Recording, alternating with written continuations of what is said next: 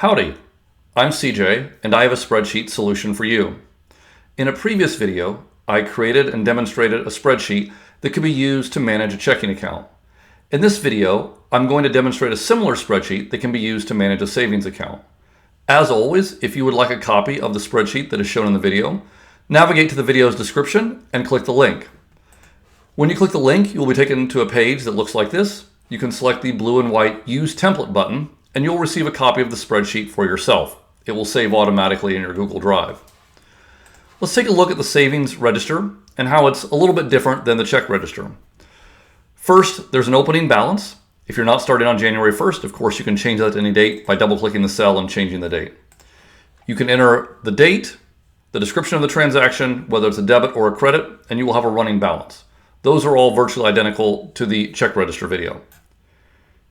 Also, you will notice the filters are turned on, so you can filter by condition or by value. So if you consistently enter something like deposit, you can filter and see only your deposits.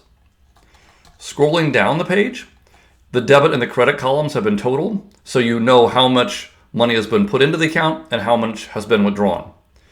And then you will also have a total amount saved, so you can see over the course of the year how much you've saved, which is really important as you consider paying yourself every single time that you get paid, so that you have money established in your savings account. So let's take a look at how it works. If I put an item in for today, let's just say that I put a deposit in and it was a $150 deposit. You can see the balance is going to update. If I scroll down the page, I will see the total deposits are 150, the total withdrawals or debits are 0, and so obviously my balance is 150 and my amount saved is 150. And I can continue putting these items in. So let's say tomorrow I have another deposit, and this is 25. Obviously the balance is going to update. And in a couple of days, let's say that I'm going to put something in, and actually this time I'll do a withdrawal. Do like a transfer to checking, and maybe that'll be $75. And so again, those balances are going to update, and the totals at the bottom of the spreadsheet will update as well. So how does this work? We have a beginning balance established right here. That's a numeric value. And then the first cell references E1, so I'm taking cell E1, in this case 0, plus D3, which is 150, minus C3, there's nothing there, so that's obviously going to be 150.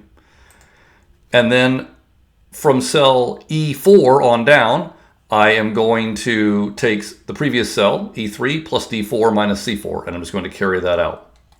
And I carry that formula all the way down 100 rows. If for any reason you need more than 100 rows, you can select and you can say insert 3 rows below or 3 rows above, and you will, 3 rows above is actually the better option. And then you can drag the formula down and the formula will be retained.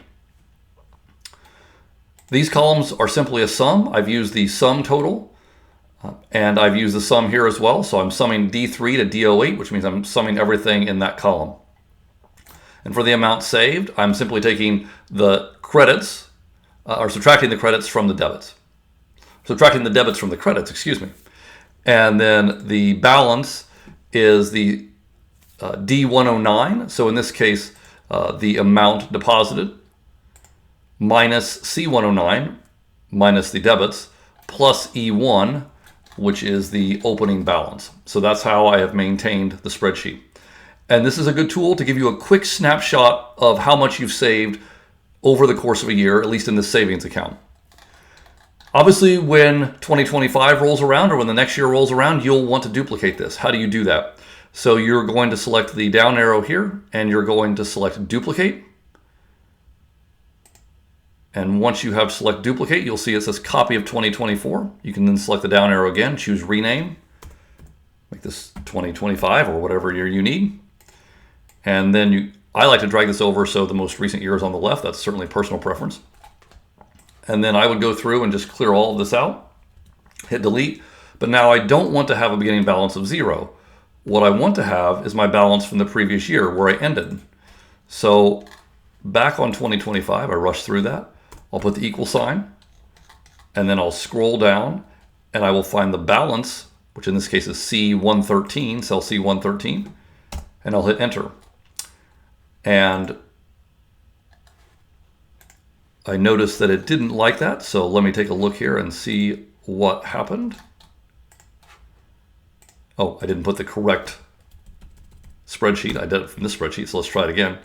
2024. There we go.